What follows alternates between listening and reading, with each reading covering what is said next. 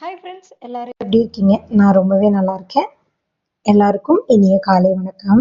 இன்னைக்கு என்னோட morning routine தான் பார்க்க போறோம்.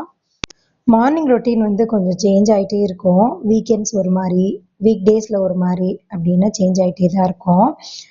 எனக்கு தெரிஞ்சு உலகத்திலே யாருக்கும் பிடிக்காத ஒரு டே இருக்கு அப்படின்னா மண்டேவா தான் இருக்கும்.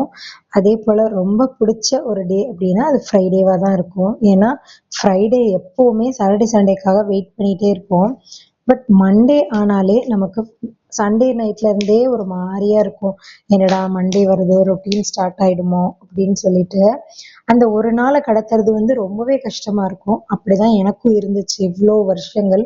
ஸ்கூல் போற வரைக்கும், காலேஜ் போற வரைக்கும், தென் ஒர்க் பண்ற வரைக்கும் கூட அப்படிதான் இருந்துச்சு. பட் இப்போ நான் ஜாபை குவிட் பண்ணதுக்கு அப்புறம் என் பொண்ணை ஸ்கூல் போக ஆரம்பிச்சுட்டா. ஸோ மண்டே ஆரம்பிச்சாலே அவளுக்கு ஸ்கூல் ஓப்பன் ஆயிடுமே, அவள் ஃபீல் பண்றாளோ இல்லையா, நானும் ஃபீல் பண்ண ஆரம்பிச்சிருவேன்.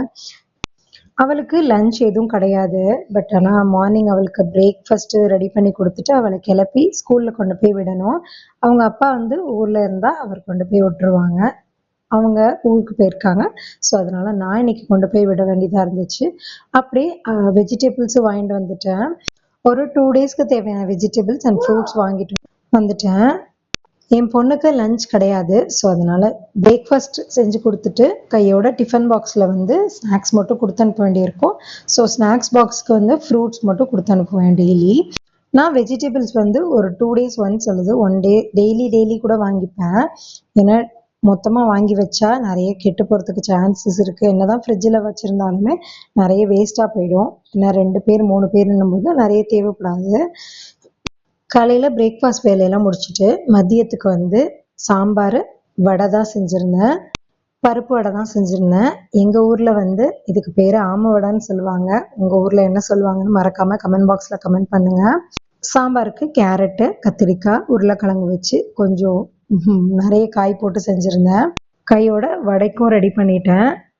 என்னோட பொண்ணை ஸ்கூல் விட்டு வர்றதுக்குள்ளே நான் குக்கிங் ஃபுல்லாக முடிச்சாகணும். ஏன்னா வந்ததுமே அவளுக்கு பசி வந்துடுது.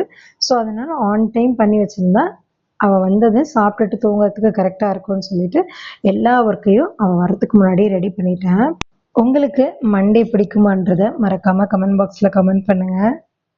இன்னைக்கு எங்கள் வீட்டில் இதெல்லாம் தான் சமையல்.